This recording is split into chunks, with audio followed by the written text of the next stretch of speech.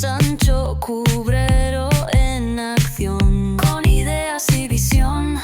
Si prefieres solo escuchar, en podcast te puedes quedar.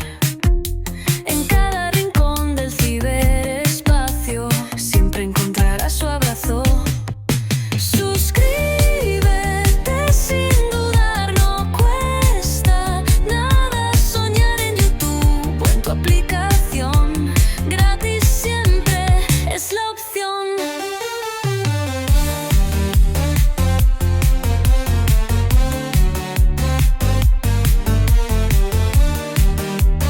Bienvenidos una vez más a El Comentario, un programa realizado por Agustín Sancho Cubero. Este programa está disponible en formato vídeo en YouTube y para los amantes del audio, estamos en formato podcast, en las principales plataformas de audio. No te olvides de suscribirte a cualquiera de estas plataformas, es gratis. A continuación empezamos el programa. Muchas gracias. A ver, si te pido que pienses en Sudamérica, seguro que te vienen a la cabeza las playas de Brasil, el tango de Argentina o las ruinas de Machu Picchu en Perú. Son los sospechosos habituales, ¿no?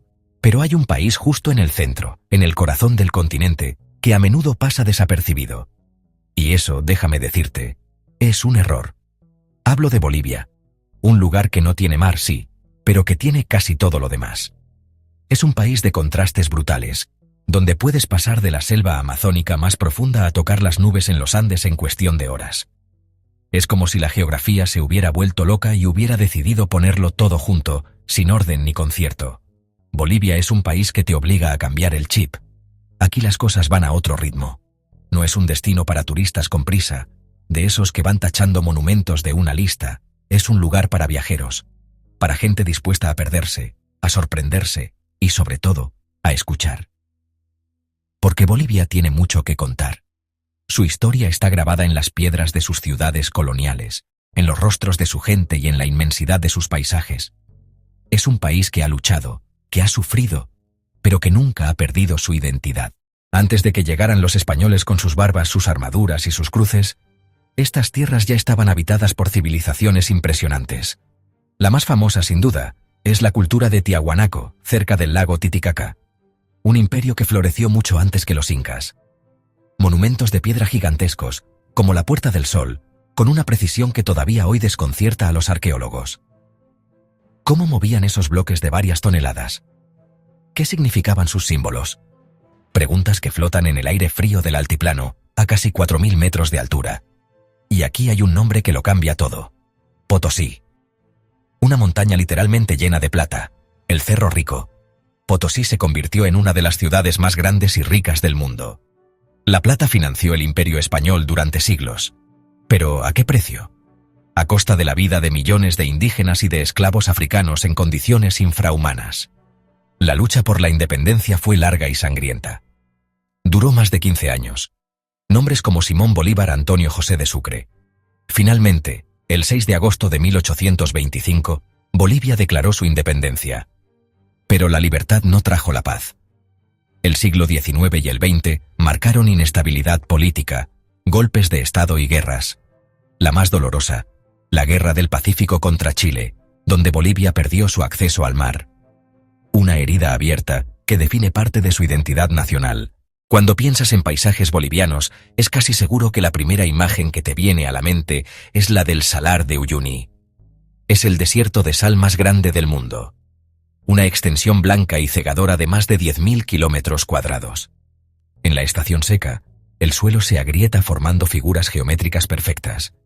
En la época de lluvias, se convierte en un espejo gigante que refleja el cielo de forma tan perfecta que es imposible saber dónde acaba la Tierra y dónde empieza el universo.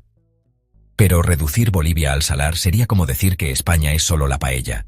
Hay mucho más. Al norte, la cuenca del Amazonas, Parque Nacional Madidi, biodiversidad extrema, jaguares, delfines de río, anacondas, miles de especies de aves. Laguna Colorada. Tonos rojizos y sus miles de flamencos, parece sacada de un cuadro de Dalí. O la Laguna Verde, al pie del volcán Licancabur, que cambia de color con el viento. Recorrer la región del Sud Lípez es un viaje a los orígenes del planeta, un paisaje volcánico y desolado donde la naturaleza se muestra en su forma más cruda y poderosa. Y en medio de todo esto, el lago Titicaca, el navegable más alto del mundo. Un mar interior de aguas azules y tranquilas que fue sagrado para los incas. Y no nos olvidemos de los valles. Entre el altiplano y la selva hay una zona de valles templados, como los que rodean a las ciudades de Sucre o Cochabamba. Son el huerto de Bolivia. Aquí el clima es más amable y el paisaje es más verde y ondulado. Es una Bolivia diferente, más relajada y menos extrema. Si quieres conocer de verdad un país, tienes que sentarte a su mesa. Y la cocina boliviana es, bueno, una sorpresa. Es una cocina contundente y sabrosa, adaptada a la geografía y a la altura. La quinoa, un superalimento, es la base de su dieta desde hace miles de años. La patata, de la que existen cientos de variedades, y la carne de llama. Un plato que tienes que probar es el chairo, una sopa espesa y reconstituyente que lleva de todo. O el pique macho, una bomba de carne, salchichas, patatas fritas, huevo y pimientos picantes. La cultura boliviana es un espectáculo de color y sonido, sobre todo durante sus festivales. El más famoso es el Carnaval de Oruro, declarado obra maestra del patrimonio oral e intangible de la humanidad por la UNESCO. Es una explosión de música, danza y fe. Miles de bailarines desfilan durante días, con trajes espectaculares y máscaras diabólicas. Y por supuesto la hoja de coca. No, no es droga. Para los pueblos andinos es una hoja sagrada. Se mastica para combatir el mal de altura, el hambre y el cansancio. Es un símbolo cultural profundo, un elemento que une a la gente con su tierra y sus tradiciones. Entender Bolivia pasa por entender el significado de la hoja de coca. Para entender Bolivia, hay que mirar a su gente. Y lo primero que te das cuenta es que no hay un boliviano, sino muchos. Es uno de los países con mayor porcentaje de población indígena de toda América Latina. Según el último censo, más del 40% se identifica como parte de una nación originaria. Los grupos más numerosos son los quechuas y los aymaras. Pero hay muchos más. En total, el país reconoce oficialmente a 36 nacionalidades diferentes, cada una con su propia lengua, sus costumbres y su visión del mundo. Esta diversidad se ve en la calle, todos los días. En La Paz, en el Alto, es normal ver a las cholitas, polleras de colores, mantas, sombrero bombín. Durante mucho tiempo fueron discriminadas, pero hoy son un símbolo de orgullo y resistencia cultural. La diversidad no es solo étnica, también es lingüística. Bolivia es un estado plurinacional, y eso se ve en sus idiomas. Además del español, hay 36 lenguas indígenas oficiales.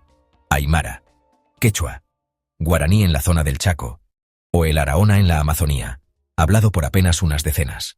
Esta riqueza lingüística es un patrimonio cultural incalculable. Esta mezcla de culturas, sin embargo, no siempre ha sido fácil. Tensiones entre la cultura criolla mestiza, heredera de los españoles, y los pueblos indígenas. División regional entre Occidente andino, más indígena y tradicional, y el Oriente, los llanos de Santa Cruz, más mestiza y próspera, con mentalidad empresarial. Entender estas tensiones ayuda a entender la política reciente. Bolivia aún aprende a convivir con su diversidad y a construir una identidad que valore a todos.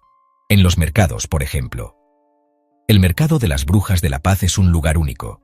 Allí puedes encontrar hierbas medicinales para cualquier dolencia y fetos de llama disecados, que se usan como ofrenda a la Pachamama. Es una muestra de cómo las creencias ancestrales siguen vivas y conviven con la modernidad. Pasear por sus puestos es adentrarse en un mundo mágico y misterioso. Y luego está la música. Los sonidos andinos, con sus zampoñas y sus charangos, evocan la inmensidad del altiplano. Pero Bolivia tiene muchos más ritmos. En los valles suenan las cuecas y los bailecitos, más alegres y mestizos. Entonces, después de todo este recorrido, ¿qué nos queda? Nos queda la imagen de un país que rompe todos los esquemas. Un lugar que te desafía constantemente, te desafía físicamente. Con su altura y sus climas extremos, te desafía mentalmente.